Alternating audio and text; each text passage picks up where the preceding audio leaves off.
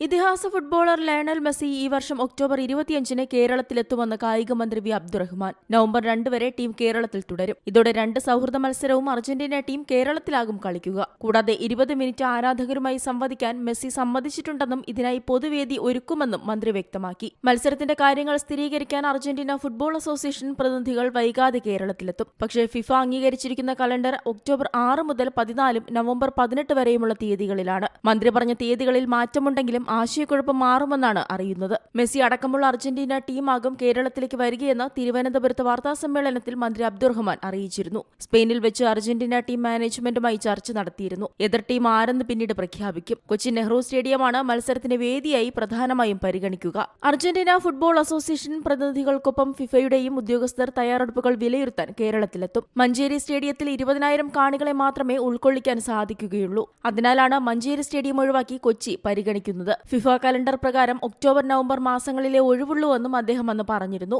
മത്സരത്തിന്റെ തീയതി, സ്റ്റേഡിയം തുടങ്ങിയ കാര്യങ്ങളിൽ ഇതിന് പിന്നാലെ വ്യക്തത വരും. വിദേശ ടീമിനെ തന്നെ എതിരാളിയായി എത്തിക്കാനാണ് ആലോചന.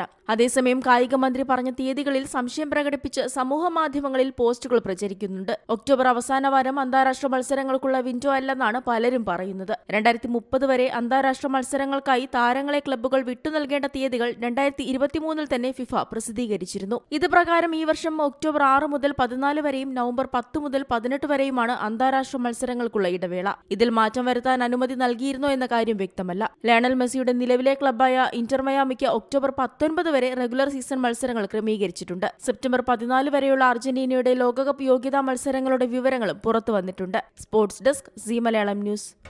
പുതിയ വാർത്തകളും വിശേഷങ്ങളും ഇനി വിരൽ തുമ്പിൽ. എല്ലാ ഡിജിറ്റൽ പ്ലാറ്റ്ഫോമുകളിലും ഇപ്പോൾ സീ മലയാളം ന്യൂസ് ലഭ്യം.